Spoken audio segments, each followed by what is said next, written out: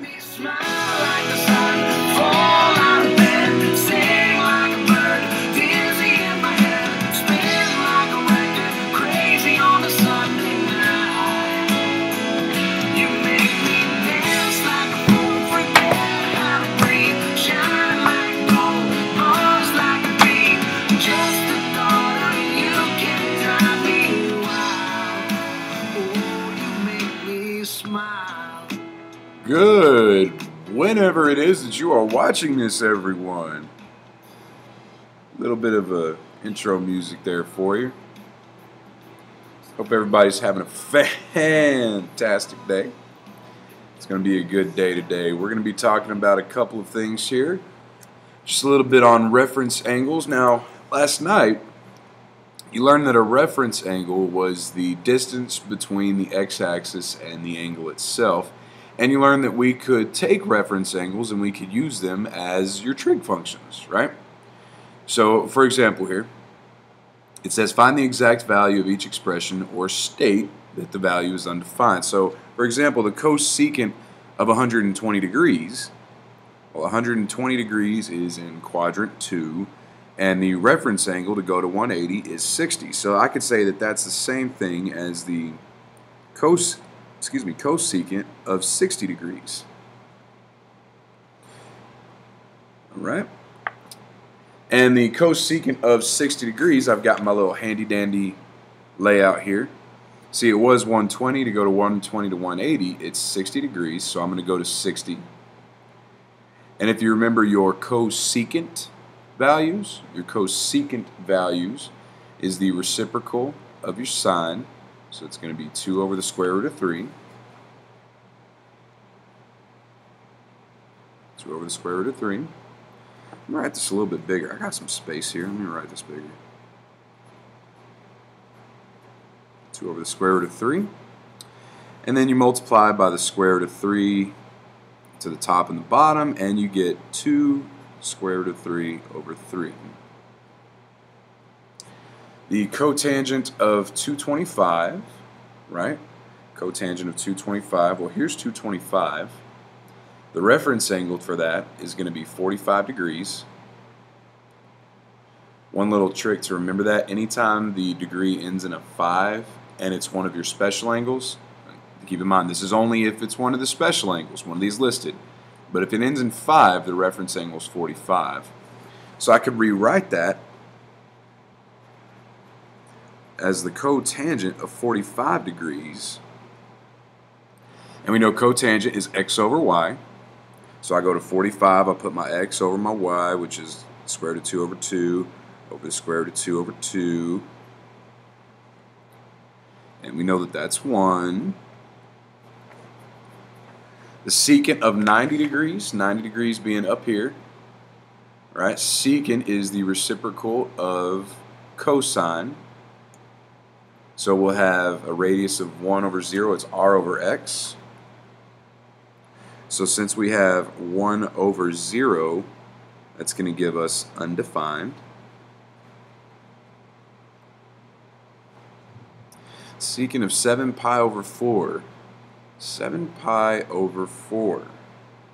Now since this is one of my special angles, I know my reference angle for that.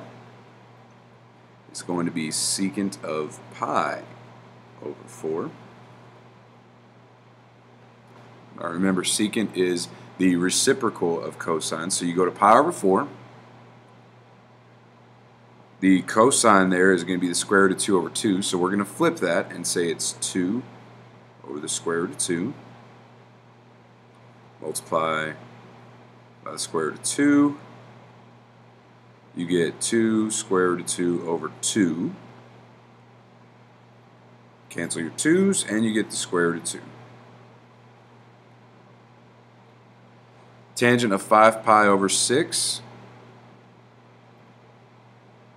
Oh, and I'm sorry, I've been skipping something on these. For cosecant, right? Cosecant is like your sine, it's a reciprocal of sine. Cotangent is tangent, secant is cosine, and cosine. One thing that I had skipped, I had seen that it was positive. I'm sorry, I hadn't told you. If you remember on the cosecant of 120, you have to look in the quadrant to see if it's positive or negative. Well, in this case, 120 is positive for cosecant because the sign is positive.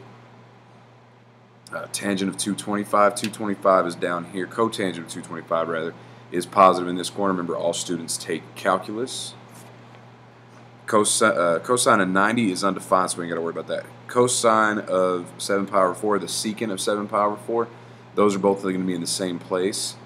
7 pi over 4 is over here, and it's positive in the fourth quadrant. I'm sorry, I was doing that, I just wasn't saying it. So tangent of 5 pi over 6. 5 pi over 6 is here in the second quadrant. And tangent is y over x. Y over x, right? Y over x. So I can rewrite that then as the tangent of pi over 6. But since my tangents are negative over here, I'm going to add a negative in front of that. Alright, so once you change your angle, make sure you check your negatives. And again, I apologize about up here. I was doing that, I just wasn't saying it. Again, once you change your angles, check your negatives. So you've got negative tangent of pi over 6. Tangent of pi over 6 is y over x, right? So it's going to be 1/2 over the square root of 3 over 2. And that whole thing is negative. Your 2's go away, and you get negative 1 over the square root of 3. Multiply the top and the bottom by the square root of 3, and you get negative square root of 3 over 3. Again, check your negatives. Make sure that you're always, always, always checking those negatives. All right. Number 2 down here, let theta be an angle in standard position. In which quadrant or quadrants can theta be located under the given conditions? Now, I really got to think about these because it could be more than one. So 2a, it says sine and cosine have the same sign, right? Talking about positive versus negative here. Let me draw this over here. We've got our little thing. We've got all students take calculus. Where the students are at, you also have cosecant, that's where sine and cosecant are positive. Tangent is going to be tangent and cotangent. Cosine is going to be cosine and secant. So it wants to know, where will sine and cosine have the same sign? Same sign right here. That means both positive or both negative. Well, where are they both positive first? Sine and cosine are only both positive in one place. See, they're positive in quadrant 1, so I know quadrant 1 is going to be one of the answers. Here, excuse me, here cosine is negative. Here they're both negative. Here sine is negative. So no more positives. But for negatives, you just heard it. Where are they the same sign, positive or negative? Well, they're both negative down here in quadrant 3. All right. Whereas cotangent and cosine have opposite signs. That means one positive, one negative, or a negative and a positive. So let's do the first one here. Where is cotangent positive but cosine negative? Well, cotangent's only positive here and in the all section. Which one of those has cosine being negative? Well, it's the third quadrant. All right. And which one has cotangent negative and cosine positive? Well, cotangent's negative in 2 and 4. 2 and 4. So between those two, which one is cosine positive in? Well, it's positive in 4. Kind of see how this is working? And then it says secant of theta is less than 0 and tangent of theta is greater than 0. Oh, Mr. Ballard, they threw numbers in there. Now we got to look for numbers. Blah, blah, blah, blah. No, no, no. Think about this. Secant theta is less than 0? Come on. Secant theta is less than 0. What kind of numbers are less than 0? Negatives. Wants to know, where is secant negative? And where is tangent Greater than 0. What kind of numbers are greater than 0? Positive. Yes, positive. That's where tangent is greater than 0. So where is secant negative and tangent positive? Well, secant is positive here and here, so it's going to be negative in 2 and 3. Secant is negative in 2 and 3. See, I identified where it's positive, so where it's negative is the other two. So it's negative here, and where is tangent positive? Third quadrant. All right. Then tangent is less than 0, so here tangent is negative, and cosecant is positive, greater than 0. Tangent is less than 0. Tangent is negative. Well, tangent's positive in 1 and 3, so it's negative in 2 and 4. There's your answers there.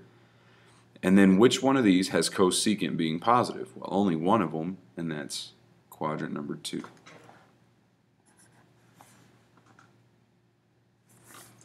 All right, so a couple things going on there. And this guy is done. Make sure that you bring these to class. Make sure you bring your unit circles to class. This is the last section in this unit, so after this we're going to be doing some review. And we'll see y'all tomorrow.